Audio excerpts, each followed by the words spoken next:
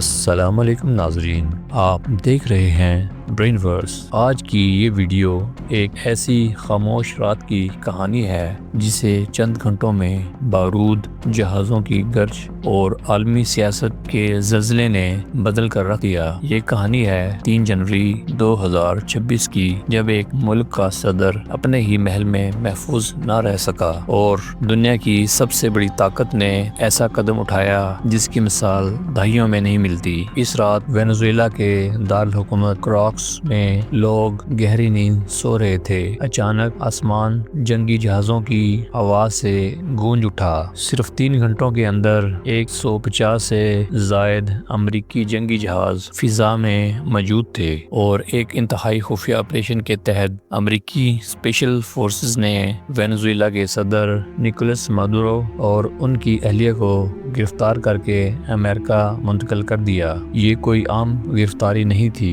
یہ بین الاقوامی قانون، خود مختاری اور طاقت کے توازن پر ایک سیدھا وار تھا۔ امریکہ کا موقف ہے کہ یہ کارروائی انصاف کے لیے کی گئی، کیونکہ مادورو پر الزام تھا کہ وہ امریکہ میں منشیات کی سمگلنگ کے نیٹ ورک کی سرپرستی کر رہے تھے۔ لیکن سوال یہ ہے، کیا سپر پاور صرف انصاف کے لیے کارروائیاں کرتی ہیں، یا پھر اصل کہانی زمین کے نیچے چھپے اس کالے سونے کی ہے جس نے ہمیشہ جنگوں کو جنم دیا؟ وینزویلا کے پاس دنیا کے سب سے بڑے تیل کے ذخائر موجود ہیں، تقریباً 303 بلین بیرل، جو سعودی عرب سے بھی زیادہ ہیں۔ ماہرین کا کہنا ہے کہ اصل مسئلہ منشیات نہیں بلکہ یہ تیل کا سمندر ہے جس پر عالمی طاقتیں کنٹرول چاہ رہی ہیں۔ دلچسپ بات یہ ہے کہ حملے سے چند گھنٹے پہلے صدر مادورو کو چینی سفارتکاروں کے ساتھ دیکھا گیا تھا۔ اطلاعات کے مطابق روس اور چین وینزویلا میں فوجی اڈے قائم کرنے کے قریب تھے۔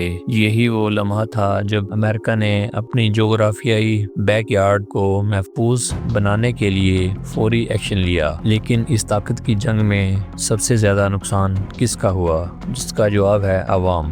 وینزویلا ایک ایسا ملک ہے جس کے پاس اتنا تیل ہے کہ وہ پوری دنیا کو روشن کر سکتا ہے، مگر آج وہاں کے 94% لوگ غربت کی لکیر سے نیچے زندگی گزار رہے ہیں۔ کرنسی اس قدر بے وقت ہو چکی ہے کہ 1 کلو مرغی خریدنے کے لیے 2 کروڑ بولیوار درکار ہیں۔ پیسے گنے نہیں جاتے بلکہ وزن کر کے دیے جاتے ہیں۔ اب تک 70 لاکھ سے زائد افراد ملک چھوڑ چکے ہیں۔ اس تمام سیاسی تباہی کے باوجود وینزویلا قدرت کا ایک شاہکار ہے۔ یہاں دنیا کی سب سے اونچی آبشار اینجل فالز موجود ہے، جس کی اونچائی 980 میٹر ہے۔ یہاں ماؤنٹ روریما جیسے پراسرار پہاڑ موجود ہیں جنہیں قدیم لوگ دیوتاؤں کا گھر کہتے تھے، لیکن افسوس، یہ جنت آج عالمی طاقتوں کی شطرنج کا میدان بن چکی ہے۔